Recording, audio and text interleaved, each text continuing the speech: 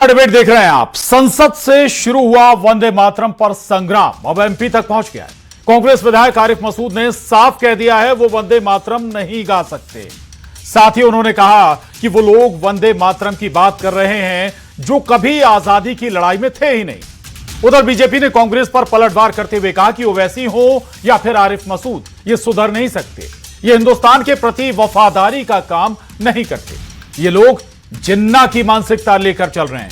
किसकी क्या मानसिकता है और कैसी है ये किसी को बताने की जरूरत नहीं। देश को विकास की जरूरत है और विकास की एजेंडे पर चर्चा होनी चाहिए। क्या कागजों या बातों में ही भारत विश्वगुरु बनेगा? क्या वंदे मातरम पर बहस करके ही भारत दुनिया में अपना दम मनवाएगा?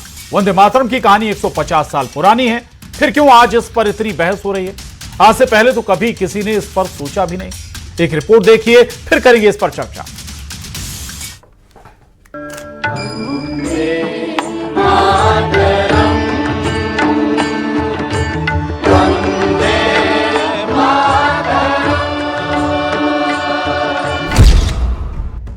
संसद में वंदे मातरम पर चर्चा के बाद अब एमपी में एक नई बहस शुरू हो गई है। कांग्रेस के विधायक आरिफ मसूद ने एक बयान दिया जिस पर बीजेपी ने बड़ा हमला बोला। वंदे मातरम को लेकर कांग्रेस विधायक आरिफ मसूद ने साफ कह दिया है कि वो वंदे मातरम नहीं गा पाएंगे। वो लोग वंदे मातरम की बात कर रहे हैं जो आजादी की लड़ाई में थे ही नहीं। आरिफ मसूद के बयान पर बीजेपी विधायक रामेश्वर शर्मा ने पलटवार किया। रामेश्वर शर्मा ने कहा कि ओवैसी हो या आरिफ मसूद, ये लोग सुधर नहीं सकते, ये जिन्ना की मानसिकता लेकर चल रहे हैं। मैंने कहा कि मैं इसको नहीं गा पाऊंगा, तो गलत क्या कहा? क्योंकि वो लोग कहना है आज गान की बात, वो अच्छा सदन में हंसी की बात आ रही है, वो वंदे मातरम की बात कर रहे हैं जो आजादी की लड़ाई में थे ही नहीं।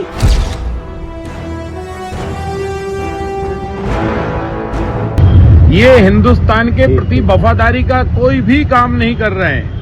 अगर आप वंदे मातरम नहीं गा सकते तो क्या राष्ट्रगान गाएंगे पूरा? वंदे मातरम को लेकर संसद में जमकर हंगामा हुआ था। पक्ष और विपक्ष के बीच संसद में तीखी नोकझोंक देखने को मिली थी। हमारा राष्ट्रगीत है, इस पर क्या बहस हो सकती है? ये हमारा नेशनल एंथम बन गया है। वंदे मातरम की फिक्र है, लेकिन देश में बेरोजगारी कितनी है, गिरता रुपया, परेशान किसान और भटकते युवा की कोई नहीं सोच रहा है। इस पर बात ही नहीं होती है। सियासत की ये कहानी है जहां जनता सिर्फ और सिर्फ वोट के लिए होती है।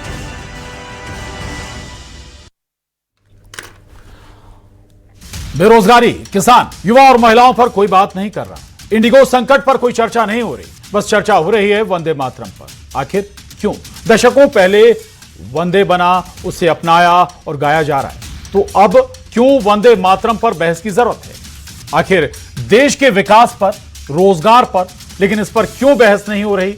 बस आपको बता दें, अतीत के पन्नों में जाकर नेहरू, कांग्रेस, गांधी परिवार ने क्या किया, उस पर संसद में घंटों चर्चा हुई। यह चर्चा का विषय है या नहीं? आप मूल मुद्दों पर चर्चा क्यों नहीं करते, यह भी सवाल है। आखिर कब तक नेहरू और गांधी परिवार के नाम पर सियासत के नए नए चैप्टर खोले जा रहे हैं? आज इसी पर करेंगे चर्चा, लेकिन पहले महाडिबेट के सवालों पर नजर। और हमारे आज के बड़े सवाल हैं, वंदे मातरम पर लड़ाई या बंगाल की प्लानिंग? वाकई टारगेट कुछ और है क्या वंदे मातरम पर चर्चा के जरिए? दूसरा महत्वपूर्ण सवाल है, नेहरू कांग्रेस आखिर कब तक एक ही राग, आखिर कब तक इस पर सवाल उठेगा? तीसरा और आखिरी सवाल, विकास का एजेंडा कब बनेगा चर्चा का मुद्दा? यह भी महत्वपूर्ण सवाल है। आखिर विकास पर कब चर्चा होगी? अहम मुद्दों को क्यों छोड़ दिया जा रहा है? चर्चा करें उससे पहले शुरू, लेकिन आपको अपने बेहद खास मेहमानों से मिला देते हैं। डॉक्टर राम पांडे हमारे साथ हैं, कांग्रेस प्रवक्ता। बहुत स्वागत है राम पांडे जी आपका। इमरान खोखर साहब, मुस्लिम स्कॉलर, स्वागत है। मोहन सिंह राठौर जी, विधायक बीजेपी, हमारे साथ हैं, स्वागत है। सुप्रिया सत्यम, राजनीतिक विश्लेषक, हमारे साथ हैं, बहुत स्वागत है आपका सुप्रिया जी। अमितोष पारिक जी हैं, वीएचपी प्रवक्ता हैं, आपका भी बहुत स्वागत है इस पूरी चर्चा में। महत्वपूर्ण सवाल है कि भाई आखिर वंदे मातरम पर चर्चा की जरूरत क्या है? क्यों अभी इस पर चर्चा हो रही है? बहुत सारे मुद्दे हैं जिन पर चर्चा की जानी चाहिए, लेकिन एक सवाल यह भी है कि अगर इसको क्यों कांग्रेसी ये कह देते हैं कि हम नहीं गाएंगे? भाई वंदे मातरम आपका नेशनल एंथम है, इस पर अगर आप गा देंगे तो दिक्कत क्या है? राम पांडे जी, सवाल आपसे ही शुरुआत। सवाल की शुरुआत अगर गा देते मसूद साहब तो क्या दिक्कत हो जाती? अरे जो गाना किशोर कुमार ने गाया, रफी ने गाया, जिन्होंने लिखा उन्हें कोई आपत्ति नहीं है। अब कांग्रेस से सवाल कर रहे हैं। कांग्रेस ने राष्ट्रीय गीत बनाया है। कांग्रेस के सबसे पहले अधिवेशन में 1896 में इसको रविन्द्रनाथ टैगोर जी ने गाया। तब कांग्रेस के राष्ट्रीय अध्यक्ष हिदायतुल्लाह उस्मानी मुस्लिम थे। तो कांग्रेस ने हमेशा गाया, हमारे क्रांतिकारियों ने गाया, स्वतंत्रता सेनानियों ने गाया, वंदे मातरम, इंकलाब जिंदाबाद बोलने के बाद ही जो हमारे स्वतंत्रता सेनानी और क्रांतिकारी अंग्रेजों से लड़ाई करते थे उनको भगाने का काम करते थे। और जो वंदे मातरम बोलता था, आरएसएस और हिंदू महासभा बीजेपी समर्थित लोग अंग्रेजों से जाकर शिकायत करते थे और वंदे मातरम पर बोलने वालों पर कोड़े पड़वाते थे, उनको फांसी दिलवाते थे। ये आरएसएस और हिंदू महासभा का ये काम था कि जो भी वंदे मातरम बोलेगा उसकी शिकायत अंग्रेजों से की जाएगी। चूंकि अभी क्या है, प्रधानमंत्री मोदी जी ने कहा था कि रुपया गिरता है तो प्रधानमंत्री की गर्मा जीरो हो जाती है। ये तब कहा था जब 56 रुपया था। आज डॉलर 90 रुपए का हो गया है तो प्रधानमंत्री की कोई गरिमा बची नहीं है। अब इसलिए प्रधानमंत्री 150 साल पुरानी चीजें, 100 साल पुरानी चीजें। जी तो एक सवाल इसलिए कि भाई आप कह रहे हैं कांग्रेस ने बनाया, बहुत अच्छी बात है, साधुवाद है, आपने इसको नेशनल एंथम बनाया, इसके लिए भी साधुवाद है। फिर आपकी ही पार्टी के नेता ये क्यों कह देते हैं कि हम नहीं गा सकते वंदे मातरम? अरे तो आप संविधान है ना, संवैधानिक प्रक्रिया के अंतर्गत कार्रवाई कीजिए। संविधान में जो लिखा है कि यदि जो नहीं गाता है उसको फांसी दी जाएगी तो फांसी दीजिए। जब कानून है, संविधान है, धाराएं हैं, इतने कानून बने हुए हैं तो फिर कार्रवाई कीजिए जो वंदे मातरम नहीं गाता है, और उन पर भी कार्रवाई कीजिए जिन्होंने वंदे मातरम नहीं गाया था। उनके जो आज वंशज हैं उन पर भी कार्रवाई कीजिए कि उनके पूर्वजों ने क्यों नहीं गाया। आरएसएस पर तो प्रतिबंध लगना चाहिए। आज आरएसएस में क्यों नहीं गाया जाता है? आरएसएस में तो आज भी वंदे मातरम नहीं गाया जाता है। आरएसएस में तब भी नहीं गाया जाता था, तो आरएसएस पर प्रतिबंध क्यों नहीं लगाया जा रहा है? आरएसएस का तो दूसरा गाना है वो नमस्ते सदा वत्सले वाला, वंदे मातरम को आरएसएस मानता ही नहीं है। ठीक है, चलिए मोहन सिंह राठौर जी ये बताइए, अगर मैं या कोई और वंदे मातरम नहीं गा रहा तो क्या वो वफादारी उसकी खत्म हो जाएगी देश के प्रति? जी मेरी आवाज आ रही? बिल्कुल बिल्कुल आपकी आवाज आ रही है सर, प्लीज। मैं आपको ही कहना चाहता हूं, मैं तो पहले तो राम पांडे जी हमारे कांग्रेस के प्रवक्ता है, मित्र हैं जी, ये जो कह रहे हैं, सबसे पहले तो कांग्रेस पार्टी का एक टिकट पे जीते हुए अगर विधायक उस वंदे मातरम को, जिस वंदे मातरम के गाने के साथ पूरा भारतवर्ष एक होकर एकता के साथ अंग्रेजों से लड़ा और हिंदुस्तान को आजादी दिलाई, आज अगर उसका अनादर अगर कांग्रेस का कोई विधायक करता है तो मैं समझता हूं कि अगर ये उस आजादी की लड़ाई में काम करने वाली और कुर्बानी देने वाली अगर ये कांग्रेस पार्टी के लोग हैं तो इनको सबसे पहले उस विधायक को, उन विधायक को जो आर एस मसूद जी ने मना किया है, सबसे पहले पार्टी से निष्कासित करने का काम कांग्रेस पार्टी को करना चाहिए। और एक अपने राष्ट्र के प्रति राष्ट्रभक्ति और जिस हमारे वंदे मातरम को लेके हमारा पूरा 150 वर्ष हम आज मना रहे हैं, उसके प्रति सच्चा इनका देश प्रेम और राष्ट्र प्रेम झलकने का ये एक अवसर था, जिसको अगर ये चाहे तो आज भी उनको पार्टी से निष्कासित करके अपनी भारत माता के प्रति, अपने राष्ट्रीय एंथम के प्रति, झंडे के प्रति, वंदे मातरम के प्रति अपनी वफादारी प्रदर्शित कर सकते हैं। लेकिन मुझे लगता है कि जिस कांग्रेस पार्टी ने वंदे मातरम को भी नहीं, लेकिन मोहन सिंह राठौर जी कांग्रेस तो ये कह रहे हैं कि सवाल वो लोग उठा रहे हैं, वो लोग पूछ रहे हैं जो कभी आजादी की लड़ाई में शामिल थे ही नहीं। मोहन राठौर जी देखिए, आज और तब भी इस वंदे मातरम के साथ जो लोग खड़े हैं वे राष्ट्रभक्त हैं जी, और उस वक्त भी खड़े थे और आज भी खड़े हैं। लेकिन आज जो उस वंदे मातरम का विरोध कर रहे हैं संसद के अंदर जब इस पे डिबेट शुरू हुई तो सबसे पहले कांग्रेस पार्टी के मुखियाओं ने उस डिबेट का बहिष्कार एक तरह से कर दिया और उस दिन वहां उपस्थित नहीं थे। ठीक है, अभी अमितोष पारिक जी, आपने राम पांडे जी को सुना होगा, वो कह रहे हैं हिंदू संगठनों पर रोक लगा देनी चाहिए, उन पर जो लोग कभी आजादी में शामिल ही नहीं रहे, वो लोग जिन लोगों ने नहीं गाया जब नेशनल एंथम बना, उन पर रोक लगनी चाहिए बजाय कांग्रेसियों पर सवाल उठाने के। प्रशांत भाई बहुत बहुत धन्यवाद मौका देने के लिए। देखिए क्या है, जिस तरह से मेरे सम्मानित और मेरे से बड़े हैं कांग्रेस प्रवक्ता, लेकिन जो भाषा शैली उन्होंने प्रयोग करी वो साफ तौर से दर्शाती है कि वो किस विचार से यहाँ पर बैठे हैं। लेकिन दूसरी बात जो ये कह रहे हैं कि हमने आजादी के अंदर में बहुत बड़ी रोल निभाया और जिन्होंने नहीं निभाया वो आज कर रहे, तो एक प्रश्न सबसे बड़ा खड़ा इन्हीं के विरुद्ध होता है कि जब भाई आपने आजादी में इतना बड़ा रोल और भूमिका निभाई तो आज आप ही को ही उस वंदे मातरम से आपत्ति क्यों होने लग गई है। ये देखिए बहुत 1908 के अंदर में पहली बार ऑल इंडिया मुस्लिम लीग के सर सैयद इमाम के द्वारा इसको पहली बार ऑब्जेक्ट करा गया था, ये उससे पहले कभी ऑब्जेक्ट नहीं हुआ, वो ऑल इंडिया मुस्लिम लीग के थे। लेकिन देखिए कुछ ही एक ही कम्युनिटी प्रशांत भाई जो कहती है कि हम वंदे मातरम गाएंगे because it's against our religion, उसी कम्युनिटी के आए हुए कुछ लोग कहते हैं व्हेन डिफेंडेड वंदे मातरम, तो it's a political and calculative opposition, not a religious opposition. मैं आपको उदाहरण देता हूं, वारिस पठान कह रहे हैं कि मैं वंदे मातरम नहीं गाऊंगा चाहे मेरी गोली मार दो, असुद्दीन ऐसी कह रहे हैं कि मैं वंदे मातरम नहीं गाऊंगा, जम्मू कश्मीर के एक सांसद आते बोलता है हम पे थोप नहीं सकते, प्रियंका गांधी वाड्रा उसको बताती है। लेकिन उसी कम्युनिटी के आए हुए मौलाना अबुल कलाम आजाद कहते हैं वहादत दीन है, ये यूनिटी ऑफ पीस की बात करते हैं। रफी अहमद किदवाई जो जवाहरलाल नेहरू की सरकार में मिनिस्टर ऑफ कम्युनिकेशन रहे वो इसका समर्थन करते हैं। तो it's a religion, it's a political ideology. लेकिन देखिए कि क्या हुआ ऐसा 150 वर्ष के अंदर में इन्होंने कहा हम लेके आए मुस्लिम अपीसमेंट के लिए, तो आपने इसके पैरा हटा दिए और आपने एक व्यक्ति की राय पूरे मुस्लिम समाज की राय ले ली। तो मुझे लगता है जो रघुपति राजा और राजा राम को हटा सकते हैं मुस्लिम अपीसमेंट के लिए, जो टू सेपरेशन थ्योरी के लिए अपने एमपी बना सकते हैं, और जो वंदे मातरम को एक व्यक्ति की राय को पूरे देश की राय मान सकते हैं, आज उनको इससे आपत्ति होगी। सबसे बड़ा प्रश्न वो उनसे खड़ा होता है। ठीक है, मैं ये सवाल लेकर जरूर जाऊंगा कांग्रेस के पास, लेकिन उससे पहले इमरान खोखर साहब के पास जाऊंगा। ये बात ठीक है कि आपत्ति पर इस गीत से कुछ हटाया भी गया कांग्रेस के शासनकाल में, लेकिन इमरान खोखर साहब ये कोई धार्मिक गीत तो नहीं है ना, कोई धार्मिक गीत नहीं है ये इसमें गाने में क्या आपत्ति होनी चाहिए? केवल वंदे मातरम शब्द से आपत्ति है क्या? इसका मीनिंग समझ लीजिए ना, फिर अर्थ समझ लीजिए, कोई धार्मिक गीत थोड़ी है। इमरान खोखर साहब। आदरणीय प्रशांत जी और मेरे तमाम सम्मानित पैनल को मेरी तरफ से आदाब अर्ज है। अब मैं उस मुद्दे पर आता हूं जिसके लिए हम आज यहाँ बैठे हैं।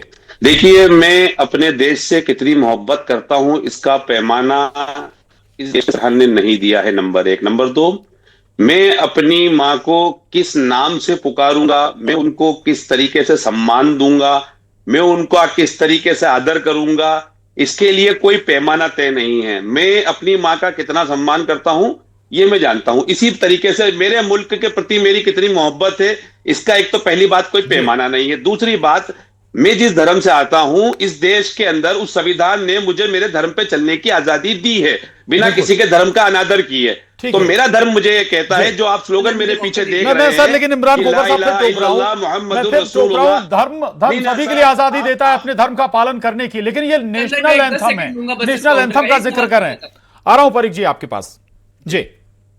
तो मैं आपको उसी मुद्दे पे ला रहा हूं प्रशांत जी। जो मेरे पीछे आप ये जो कलमा देख रहे हैं, ला इलाहा इल्लल्लाह मुहम्मद रसूलुल्लाह, इसका मतलब ये होता है there is no god but Allah. हम सिर्फ अल्लाह की इबादत करते हैं और अल्लाह को ही अपना रब मानते हैं। अब आपके मुद्दे पे आता हूं कि जो नहीं बोलेगा उसके साथ क्या होगा। सुप्रीम कोर्ट ये कहती है कि you can not bound anyone to sing Vande Mataram. ये सुप्रीम कोर्ट का Bijoe Emmanuel versus state of Kerala का एक अपने पास ऑर्डर है। अब इसके बाद दूसरी बात, मैं तो सरकार और सुप्रीम कोर्ट की बात करता हूं सर कानून से। 24 नवंबर 2025 को भारत सरकार एक नोटिफिकेशन राज्यसभा सेक्रेटरीट जारी करता है कि राज्यसभा के अंदर वंदे मातरम नहीं गाया जाएगा क्योंकि ये हमारे सदन का डेकोरम बिगाड़ेगा। तो जो सरकार के नुमाइंदे देश के बाहर सड़कों पर कह रहे हैं वंदे मातरम गाइए वरना देश से बाहर जाइए, वो राज्यसभा के अंदर इसी वंदे मातरम को बैन कर रहे हैं। अमितोष जी आप कुछ कहना चाहते थे इस पर? कह रहे हैं कि भाई कानून हमें अधिकार देता है, संविधान अधिकार देता है, हम क्या गाएंगे क्या नहीं गाएंगे। जी प्रशांत भाई आप सोचिए, मैंने एक क्वेश्चन इनके लिए उठाया था आपके माध्यम से कि अगर ये धार्मिक सॉन्ग होता, गीत होता और राष्ट्रीय गीत बनाया जाता तो नेहरू ने तो बहुत पहले लिख दिया था एक लेटर के अंदर में कि we are not accepting Vande Mataram, it's not a national song, जो लोग यहाँ मुस्लिम अपीसमेंट की बात कर रहे हैं। दूसरा, सेम कम्युनिटी से आने वाले लोग इसको वहां दीन मान रहे हैं। कुछ आरिफ मोहम्मद खान इसको ट्रांसलेट करते हैं उर्दू के अंदर में, वो उन्हीं की पार्टी क्या है, ministry of communication, same community के इसको प्रमोट करते हैं, डिफेंड करते हैं। तो ये समझ में आ गया कि it's not a religious, it's a calculative political opposition. ठीक है, चलिए, आपने ये लाइन कह दी, इस पर जरूर जाऊंगा। सुप्रिया जी के पास जाऊंगा मैं। सुप्रिया जी, विपक्ष ये भी कह रहा है कि भाई मुद्दे भटकाने की कोशिश हो रही है। आज क्या जरूरत थी इस गीत पर चर्चा हो, सदन में चर्चा हो, सदन के बाहर चर्चा हो, बहुत सारे मुद्दे हैं, लेकिन मैं ये कह रहा हूं बहुत सारे मुद्दों पर भी चर्चा होती है, लेकिन इस मुद्दे पर क्या चर्चा नहीं होनी चाहिए? क्या लगता है आपको सुप्रिया जी? देखिए, मुझे ऐसा लगता है अगर चर्चा चल रही है तो अगर वंदे मातरम की बात है तो वंदे मातरम किसी दल का नहीं है, ये दिल की बात है। और भारत में जो भी लोग रह रहे हैं, वो हिंदू हो, मुसलमान हो, तुष्टीकरण की राजनीति नहीं होनी चाहिए। और वंदे मातरम किसी दल से नहीं बल्कि दिल से है, क्योंकि जब मुझे ऐसा लगता है कि जब अशफाक उल्लाह खान जब फांसी उनको दी जा रही थी तो उनके मुंह से भी वंदे मातरम निकला था या भारत माता की जय निकला था, तो उस टाइम उन्होंने नहीं सोचा होगा कि हमारा धर्म नहीं बोलता है हमें ये बोलने के लिए। या फिर पीर अली खान की बात मैं करूं, जो जब सिपाही विद्रोह हुआ था उनको भी फांसी दी गई थी, पहले थे वो मुस्लिम, तो उस टाइम ऐसी चीजें नहीं थी। जो तुष्टीकरण की राजनीति आई है और जो जब जिन्ना और जवाहरलाल नेहरू अपने अपने, मैं दोनों की बारे में बोल रही हूँ, कि अपने अपने स्वार्थ के लिए जब देश का विभाजन हुआ और तब जाके ये सारी राजनीति आई कि इसमें से 2 पैरा हटा दीजिए क्योंकि हमारे कुछ मुस्लिम दोस्तों को ये पसंद नहीं है। इसलिए जब 26 अक्टूबर को 1937 में जब ऑल इंडिया कांग्रेस कमेटी की बैठक हुई और उसमें बोला गया कि क्योंकि हमारे मुस्लिम जो दोस्त हैं उनको पसंद नहीं है, इसे 2 पैरा जो है वो कभी। लेकिन सुप्रिया जी, बहुत पानी बह गया उस पर। अब क्या दरकार थी? अब फिर उसको इतिहास के पन्ने को दोबारा खंगाला जाए, क्यों? देखिए, दरकार तो मुझे लगता है बाबरी मस्जिद जब था तब भी देश चल रहा था, जब देश में इतनी सारी अराजकता फैली हुई थी तब भी देश चल रहा था। राम मंदिर की भी दरकार नहीं थी, देश तो तब भी चल रहा था, कोई परेशानी नहीं थी। हम अपने देश में अपने ही, आप बंगाल की अगर मैं बात करूं तो बंगाल में आप जाके देखिए, आप सरस्वती माँ की जो पूजा होती थी, जो माँ काली की धरती थी, वहां पे अब पूजा बंद हो गई है। देश तो तब भी चलेगा, बंगाल तब भी चल रहा है, लेकिन बंगाल दहक रहा है।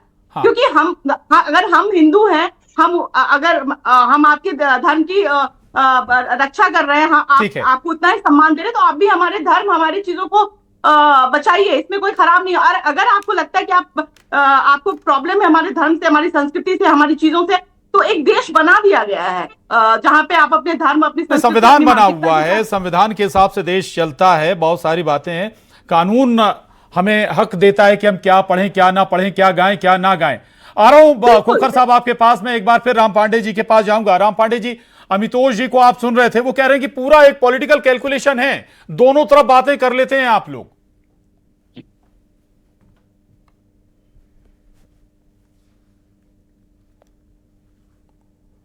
राम पांडे जी, आपकी आवाज नहीं आ रही, अनम्यूट करिएगा प्लीज।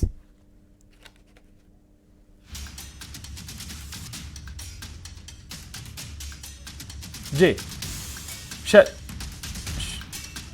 चलिए, राम पांडे जी के पास हम दोबारा जाएंगे, लेकिन मोहन सिंह राठौर जी, भाई संविधान में स्पेस है, हम क्या करें, क्या ना करें, क्या पढ़ें, क्या ना पढ़ें, ये कानून अधिकार देता है मेरी। जी अधिकार देता है। हाँ, मैं ये कह रहा हूँ, मेरी बात सुनिए। हाँ। जितने भी देशद्रोही लोग हैं, उनको मणिपुर क्यों नहीं दिखाई देता है? मणिपुर की बात जब भी आती है, हम कांग्रेस के प्रवक्ता लोग बोलते हैं कि मणिपुर जल रहा है। हाँ। मणिपुर में हिंदुओं के साथ अत्याचार हो रहा है, मणिपुर में हिंदुओं की महिलाओं को नग्न घुमाया जा रहा है, मणिपुर में हिंदू मारे जा रहे हैं। तो जो भी लोग मणिपुर की बात नहीं करते हैं, वो पहली बात देशद्रोही है। दूसरा, इस वंदे मातरम गीत की बात करें, इस गीत को कोई नहीं जानता था। इस गीत को जानने का काम कांग्रेस पार्टी ने किया है। हाँ। कांग्रेस पार्टी 1896 में अपने अधिवेशन में इस गीत को रविन्द्रनाथ टैगोर जी के द्वारा नहीं गब्बाती, या उस समय के कांग्रेस के राष्ट्रीय अध्यक्ष हिदायतुल्लाह उस्मानी उस गीत को गाने की परमिशन नहीं देते, तो आज इस गीत को कोई जानता नहीं। और भारतीय जनता पार्टी के लोग आज भी वंदे मातरम नहीं गा पाते हैं, 2 अंतरा नहीं गा पाते हैं। वक्त थोड़ा कम है, इसके लिए भी साधुवाद है आपकी पार्टी को, आपकी कांग्रेस को। अमितोष जी जल्दी, फिर मैं खोखर साहब के पास जाऊंगा। जी, कोई धर्म नहीं है, क्योंकि भारतीय जनता पार्टी नरेंद्र मोदी को अपनी पार्टी से निष्कासित करेगी। नरेंद्र मोदी के अमितोष जी, प्लीज वक्त कम है। नरेंद्र मोदी को क्या Bharatiya Janata Ram Pandey ji party please. Congress party थी जिसकी में पंडित जवाहरलाल नेहरू वेरविल एल्विन के साथ एग्रीमेंट करके नॉर्थ ईस्ट में क्रिश्चियन मिशनरीज को बढ़ाते हैं, जिसकी वजह से आज हमें सबको देखने को मिल रहा है 40 साल बाद अरुणाचल प्रदेश में क्या हो रहा है। लेकिन यही कांग्रेस में एक कोट देता हूं 1937 के अंदर में नेहरू लेटर लिखते हैं सरदार जफरी को that we have no relation of Congress. ठीक थोड़ा जी मणिपुर की बात अमितोष जी बस थोड़ा कम है, बहुत कम।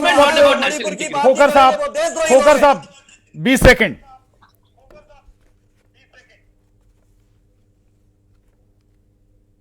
जी इमरान खोकर साहब आवाज आ रही है, 15 सेकंड अब। जी सर। सर मेरी कहना बस छोटा सा है कि अब मुझे हंसी आ रही थी, सुप्रिया जी कह रही थी कि एक देश बन चुका है वहां चले जाइए। जिनके पुरखों ने अंग्रेजों की मुखबिरी की, चमचागिरी की, उनके वंशज आज हमें देशभक्ति का सर्टिफिकेट बांटेंगे, ये बड़ा हास्यास्पद मसला है सर। तो यही सोच लिया कि इस देशभक्ति मापने का कोई पैमाना इनके पास मौजूद नहीं है। ये देश हमारा है और रहेगा, और इस देश के अंदर हम ता कयामत तक रहेंगे, और कोई भी सरकार हमें यहाँ से निकाल नहीं पाएगी। हमारी मर्जी होगी, हम मातरम कहेंगे, हमारी मर्जी। माफी चाहूंगा मोहन सिंह राठौर जी, आपके पास दोबारा नहीं आ पाया, लेकिन कोई किसी को निकालने नहीं जा रहा देश से। वंदे मातरम पर बात केवल इतनी थी कि गा क्यों नहीं रहे, या कौन गाएगा कौन नहीं गाएगा, कानून क्या अधिकार देता है, संविधान क्या अधिकार देता है। माफी के साथ चर्चा यहीं खत्म करेंगे। आप सभी खास मेहमानों का बहुत शुक्रिया। महाडिबेट में इतना ही।